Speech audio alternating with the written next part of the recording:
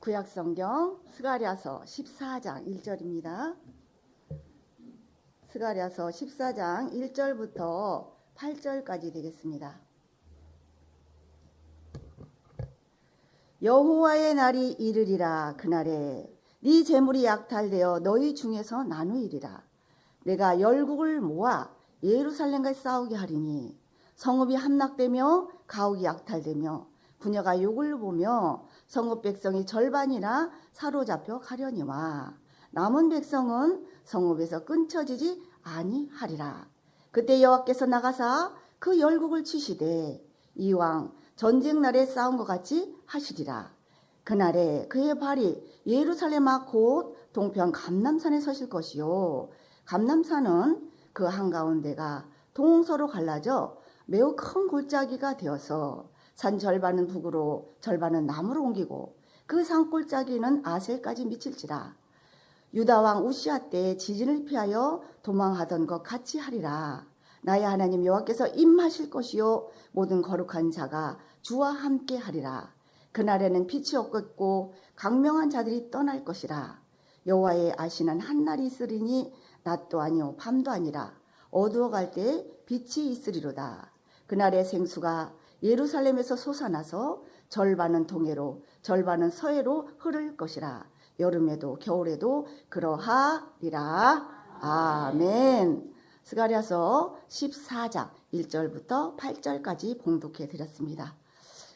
이 말씀을 통해서 오늘 증거드릴 하나님의 말씀은 여호와의 아시는 한 날, 여호와의 아시는 한 날이란 제목으로 말씀을 증거하도록 하겠습니다.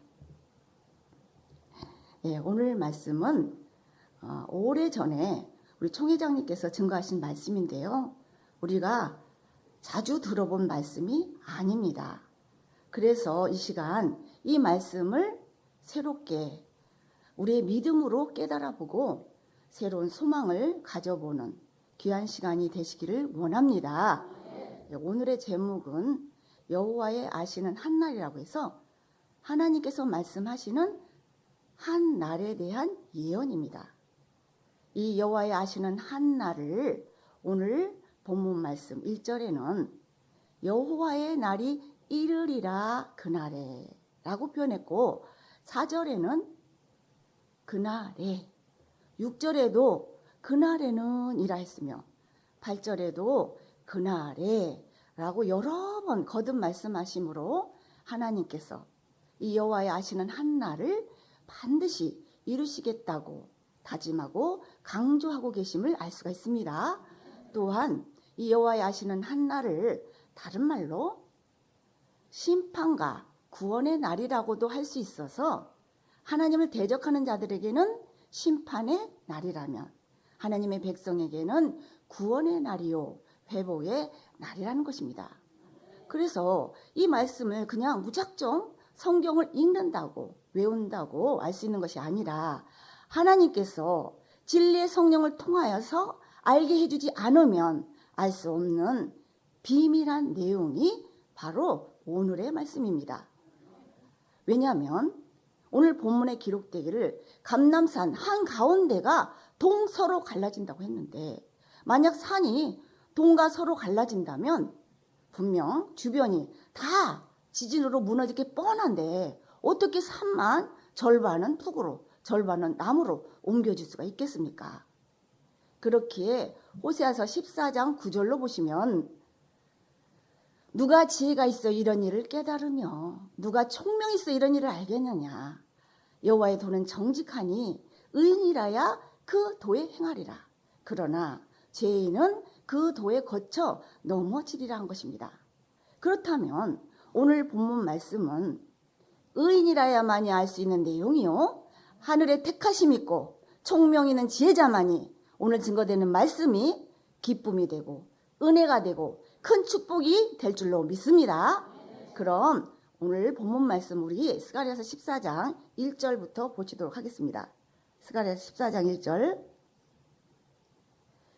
여호와의 날이 이르리라 그날에 네 재물이 약탈되어 너희 중에서 나누이리라 했습니다. 여호와의 날이 이르리라 그날에 라고 했는데, 그날이란 로마서 2장 16절로 보시면 사람들의 은밀한 것을 심판하는 날이 바로 그날이라고 한 줄 믿습니다. 즉 사람들의 은밀한 것을 심판하는 그날에 네 재물이 약탈, 빼앗기고 나누인다는 것입니다.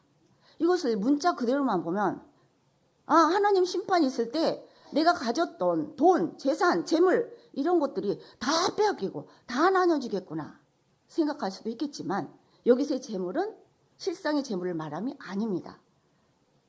왜냐하면 실상의 재물은 오늘이나 내일이나 또 언젠가 누군가의 손에 넘어갈지 모르기 때문에 내 것이 아닙니다.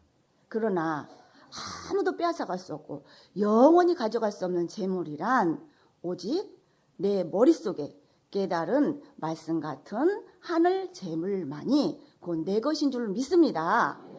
그런데 문제는 여호와의 날이 이르기 전에도 영적 바람이 아주 조금 살짝만 불어도 교회를 떠나고 시험을 당해서 자기의 깨달은 말씀 재물을 다 잃어버리는 경우를 우리는 많이 보았습니다.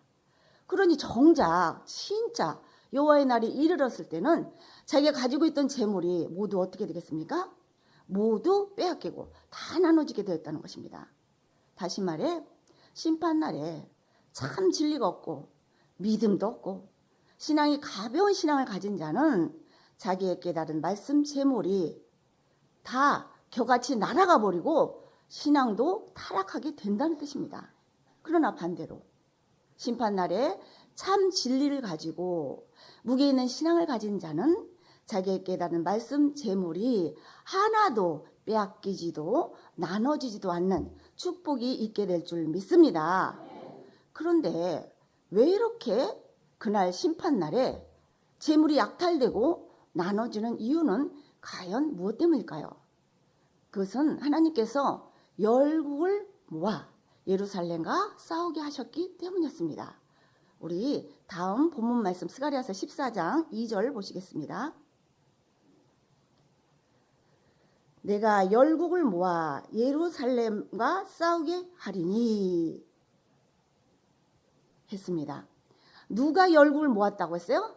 하나님께서 많은 나라인 열국을 모아 예루살렘과 싸우게 하리니 했습니다.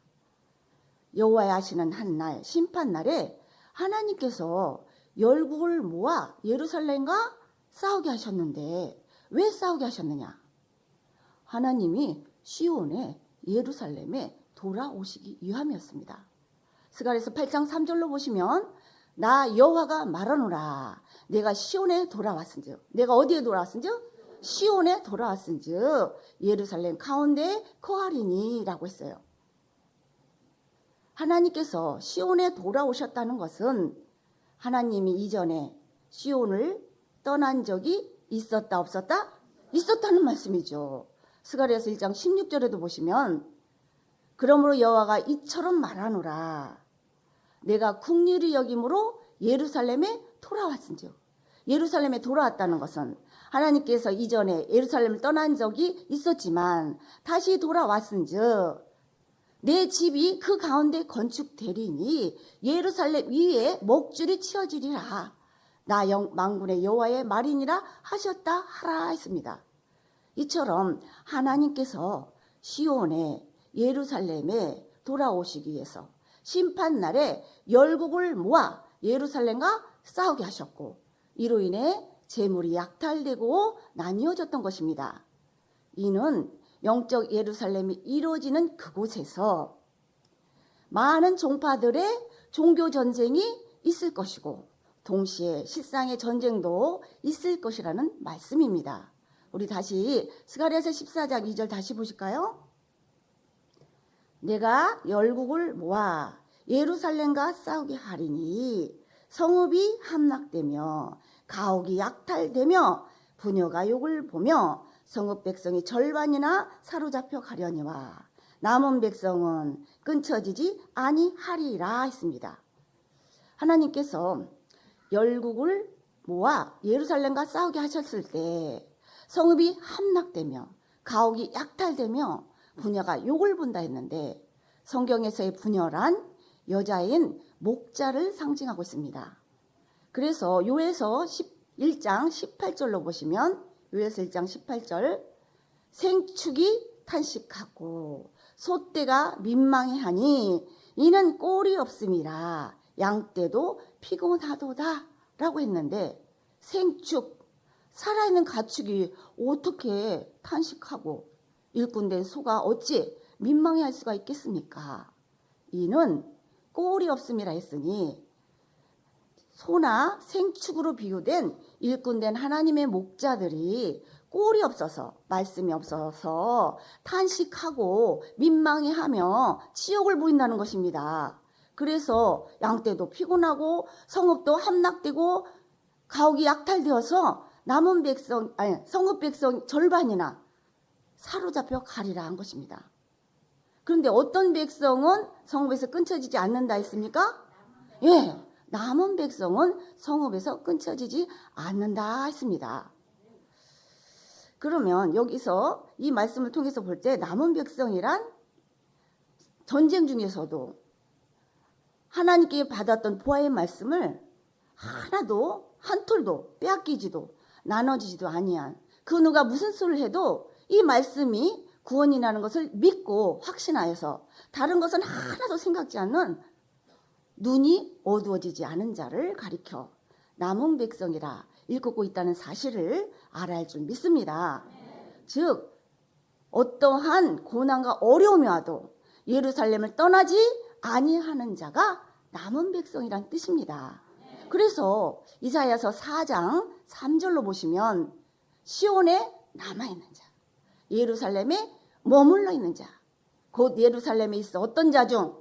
생존한 자 중 생명책에 농명된 사람들은 거룩하다 칭함을 얻으리니 한 것입니다. 그런데 왜 성읍 백성이 절반이나 사로잡혀 갔는데 남은 백성은 성읍에서 끊쳐지지 않는 이유는 과연 무엇 때문일까요? 우리 본문 말씀 스가랴서 14장 3절 보시겠습니다. 그때에 여호와께서 나가사, 누가 나가사?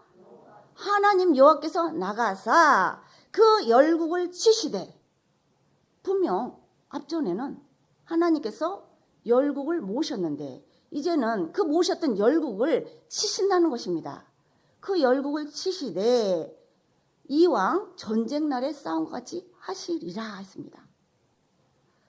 그러므로 남은 백성이 성읍에서 끊쳐지지 않는 이유는 하나님께서 이전에 모셨던 열국을 다시 치셨기 때문입니다.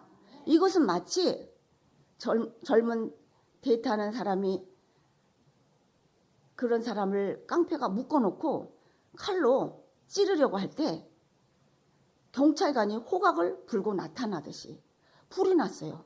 불이 나서 막 나갈 길이 없어 막 당황하고 있을 때 건물 꼭대기에서 내리려고 하니까 뛰어내리려고 하니까 소방관이 사다리를 놓아주듯이 열국이 남은 백성을 삼키려고 하니까 남은 백성이 끊쳐지지 않게 하나님께서 나가사 그 열국을 치시되 전쟁 날에 싸우듯이 싸워주시니 이 얼마나 고맙고 이 얼마나 감사한 일이겠습니까?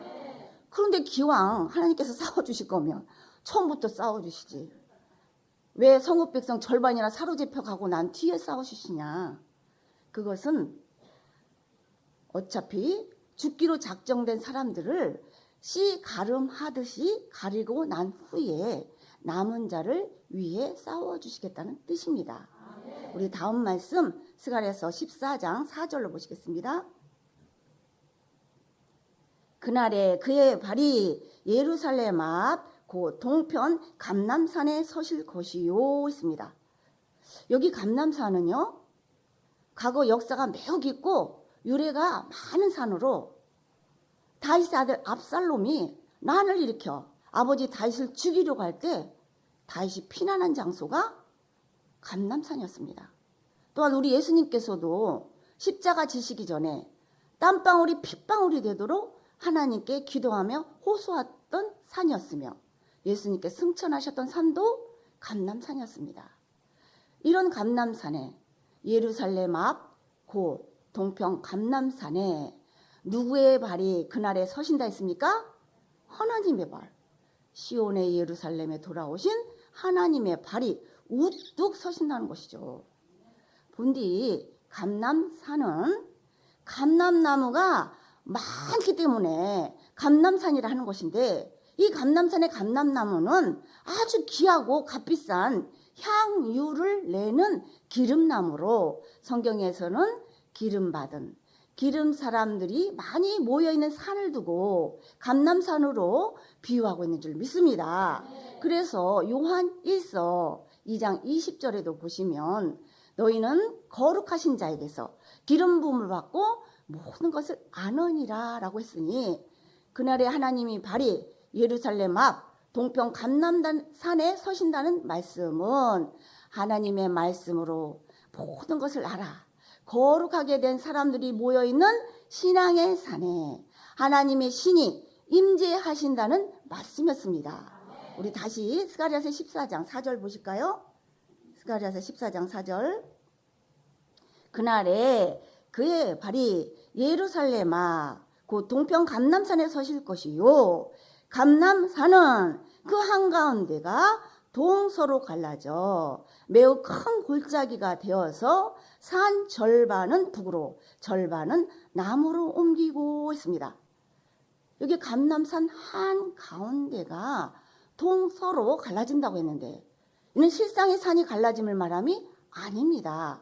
산은 종교 단체를 비유한 것으로 하나님의 발이 서기 전에는 갈라지지 않고 하나로 있던 산이 하나님의 발이 서니까 감람산 한가운데가 동과 서로, 즉 가로로 갈라져 매우 큰 골짜기가 생기게 되고, 갈라진 산의 절반은 북으로 절반은 남으로 옮겨지게 되면 매우 큰 골짜기는 진리의 길이 되고 생명의 길이 되고 구원의 길이 된다는 것이죠. 왜?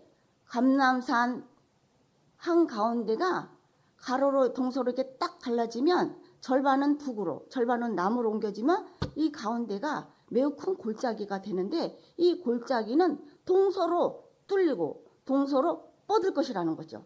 이게 뻗게 되면 진리의 길이 되고 생명의 길이 되고 구원의 길이 된다는 것입니다. 우리 다시 스가랴서 14장 4절에서 5절까지 보실까요?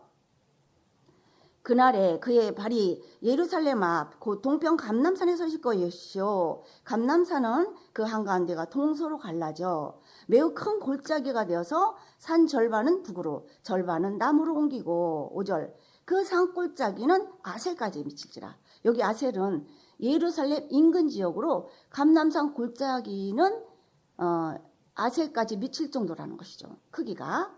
그 다음 말씀 보시면 너희가 그의 산 골짜기로 도망하되 유다와 우시야 왕 때 지진을 피하여 도망하던 것 같이 하리라. 나의 하나님 여호와께서 임하실 것이요, 모든 거룩한 자가 누구와 함께 하리라? 아멘. 주와 함께 하리라 했습니다. 남유다의 우시야 왕 때요, 큰 지진이 나서 수많은 사람들이 죽었다고 합니다. 그때 지진을 피하여 산 골짜기로 도망한 사람들이 구원을 받았듯이, 그날에도 남은 백성이 감람산 골짜기로 도망하면 그 골짜기는 구원의 처소가 되어 모두 구원받게 된다는 말씀입니다. 그렇다면 여호와의 아시는 한날 심판과 구원이 있을 때, 심판을 피할 수 있는 장소는 어디냐면, 구원을 받을 수 있는 처소는 어디냐면 감람산 골짜기가 분명한 줄 믿습니다. 이와 같이 감람산 골짜기가 피난처가 되고 구원의 처소가 되는 이유는 하나님께서 감람산에 임하실 것이기 때문이고, 모든 거룩한 자가 누구와 함께 하기 때문이다? 주와 함께 때문임을 알기 바랍니다. 할렐루야. 그런데 이것은 그 구약의 아담의 7세손 에녹이 예언한 그 내용대로였어요. 우리 유다서 1장 14절 보시겠습니다. 아담의 7세손 에녹이 사람들에게 대하여도 예언하여 이르되, 보라, 주께서 그 수만의 거룩한 자와 함께 임하셨나니 했습니다. 에녹이 예언하기를 주께서 그 수만의 거룩한 자와 함께 임하실 것을 예언했는데 과연 어디로 임하시겠습니까? 감람산으로 임하시게 될 줄로 믿습니다. 또한 그 수만의 거룩한 자란 예루살렘을 떠나지 아니하는 자예요. 진리의 말씀으로 거룩하게 된 무리를 말하고 있습니다. 그래서 우리도 진리의 말씀으로 거룩함을 바로 세워 입지 못하면 구원받을 수가 없는 것입니다. 그러므로 하나님께서 그날에 감람산에 임하시기 때문에 감람산은 자동 하나님께서 오시는 하나님의 집 실로가 되는 것이요. 하나님의 영명의 실로가 지명의 실로에 임한다는 오신다는 창세기 49장 10절 말씀이 정말로 이루어지게 되는 것인 줄 믿습니다. 이어서 우리 본문 말씀 스가랴서 14장 6절 보시겠습니다. 그날에는 빛이 없겠고 강명한 자들이 떠날 것이라 했습니다. 그날에는 빛이 없겠고 라고 했는데 빛이란 요한일서 1장 5절로 보시면 하나님은 빛이시라 했으니까 그날에는 빛 대신 하나님이 없겠고 하나님이 없으니까 당연 구원은 없고 심판만 있다는 것입니다. 또한 강명한 자들이 떠날 것이라 했는데 강명한 자란 빛의 아들이요 깨달은 자를 말하고 있어서 말씀을 깨달은 자들이 모두 떠나고 없다라는 것입니다. 어디로 떠났겠습니까? 감람산 골짜기로 떠나고 없는 줄로 믿습니다.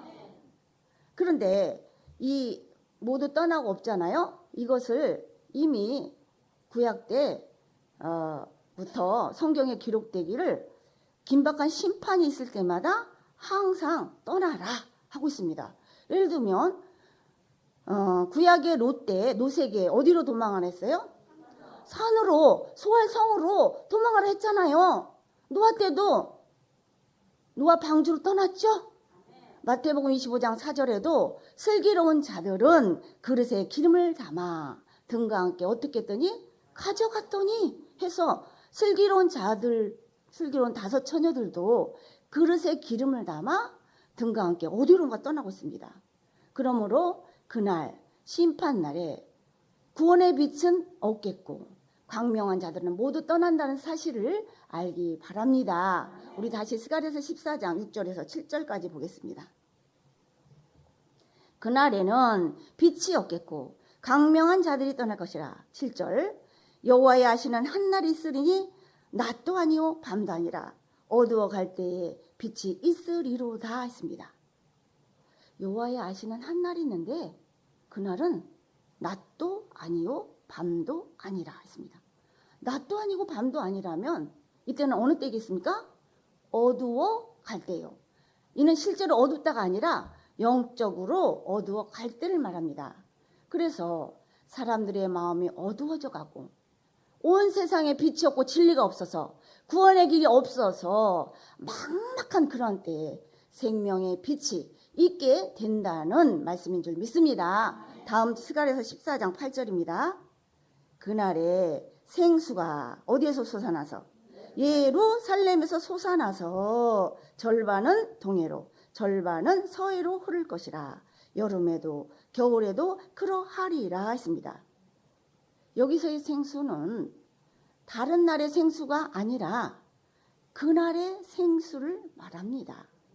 그날의 생수란 심판 때의 생수요, 사람들의 마음이 어두워져 갈 때의 생수요, 환난 때의 생수가 바로 그날의 생수인 줄 믿습니다. 이 그날의 생수도 실상의 생수를 말함이 아니라 영적인 생수를 뜻하고 있습니다. 왜냐하면 생수가 솟아나는 곳이 어디이기 때문에? 예루살렘 진리의 성읍이기 때문에. 그러므로 그날의 생수는 예루살렘 진리의 성읍에서 솟아나는 진리 말씀이 곧 그날의 생수가 되는 줄 믿습니다. 또한 그날의 생수가 절반은 동해로 절반은 서해로 흐를 것이라 했는데 사실 우리나라 지형이 백두산 천지에서 물이 솟아나서 두만강을 거쳐 동해로, 압록강으로 해서 서해로 흐르고 있습니다. 그렇다는 말은 남북으로 갈라진 우리나라가 하나님의 뜻과 섭리가 있는 땅이란 뜻이요. 예루살렘에서 솟아나는 진리의 말씀인 생수가 세계 만방에 빛으로 나타나 구원의 길, 생명의 길, 진리의 길이 될 것을 은비한 하나님의 뜻으로 숨겨놓은 하늘의 메시지로 감춰놨다는 사실을 알아야 하겠습니다. 그래서 그날의 생수, 구원의 생수를 따라서 동서로부터 많은 사람들이 몰려오게 될 것이고 여름에도 겨울에도 그러하다고 한 것입니다. 또한 이 영적인 생수에 대해서 배에서 흘러나는 생수라고도 하였습니다. 우리 요한복음 7장 38절 보겠습니다. 나를 믿는 자는 성경의 이름과 같이 그 배에서 생수의 강이 흘러나리라 하시니 했습니다. 결국 그날에 예루살렘에서 솟아난 진리의 말씀 생수, 영원히 목마르지 않는 생수가 나와서 우리를 구원하는 일이 있을 것이다 라는 말씀입니다. 이때 큰 종파나 작은 종파나 전부 다 하나님께서 오시는 실로로 예루살렘 진리의 성읍으로 몰려서 말하길, 하나님이 너희 유다 사람과 함께 하심을 들었나니 같이 가게 해달라고 열국 백성 10명이 우리 유다 사람의 하나의 옷자락을 붙잡고 애원할 때 우리 배에서 생수가 흘러나오면 그들을 구원시킬 수가 있어요, 없어요? 있는 줄로 믿습니다. 예, 아가서 4장 15절도 보겠습니다. 아가서 4장 15절.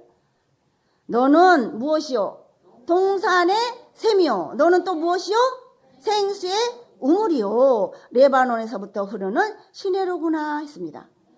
기록된 말씀처럼 우리가 동산의 샘이 되고 생수의 우물이 되면 다른 사람을 구원시킬 수가 있는 줄로 믿습니다. 오늘 말씀을 정리하면 오늘 본문에 나오는 그날은 아직 이루어지지 않은 예언으로 그날의 재물이 약탈되고 나뉘는 역사, 그날의 감람산 한가운데가 동서로 갈라져 산 절반은 북으로 절반은 남으로 옮기는 역사, 그날에는 빛이 없겠고 광명한 자들이 떠나는 역사, 그날에는 생수가 예루살렘에서 솟아나서 절반은 동해로 절반은 서해로 흐르는 역사, 이 모두는 여호와 아시는 한날인 줄 믿습니다.